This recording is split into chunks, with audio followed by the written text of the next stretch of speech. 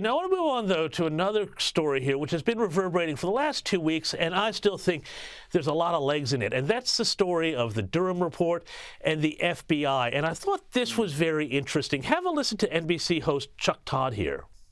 Look, trust in the FBI is eroding left and right.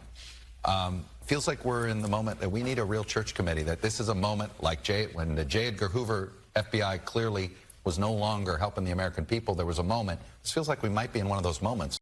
Now, Adam, when the Durham report dropped, I was shocked by it, but also shocked by how a lot of people tried to treat it like a nothing burger. Are people starting to wake up to the fact that there's a real problem with these alphabet agencies and how especially they're spying on American citizens? Yeah, look, I think there is, and it was very interesting that Chuck Todd said that, because he's hardly a right-wing journalist, and he wasn't the only one. I mean, Jake Tapper on CNN said exactly the same thing, more or less. He said that Trump had been completely exonerated by the report. It is a shocking report, and I encourage people to at least skim it. I mean, it's so obvious that there was massive institutional bias in the FBI and that they were targeting Donald Trump. Now, look, I know it's 7 years ago, but, you know, people have long memories in politics, and I think the Republican Party would be quite within their rights if they win power in 2024 to seriously gut the institution. And, you know, more to your kind of earlier point, is there a perception? Well, yes, I think there is. It's not just, I mean, it's not just the Durham report. It's the Hunter Biden laptop in 2020, almost a similar situation where they were in effect interfering in the election. You know, there's the recent case of the document that the FBI will not hand over to a Republican committee in Congress. I mean, there's case after case. I mean, it certainly seems that there is massive bias at the top. And I think that that's a great worry. It's a very powerful organization, the FBI.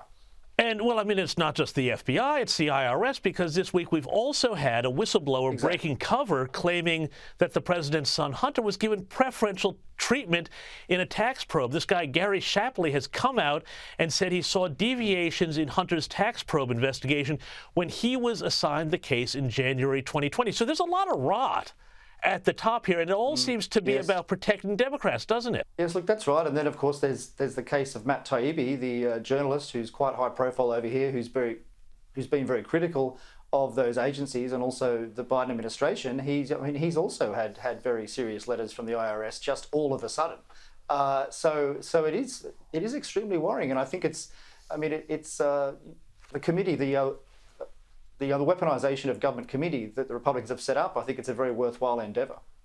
Yeah, indeed. And I think that Matt Taibbi, he even had IRS agents come to his home on the day that he went to testify before Congress, which, you know, I'm sure that was just a coincidence.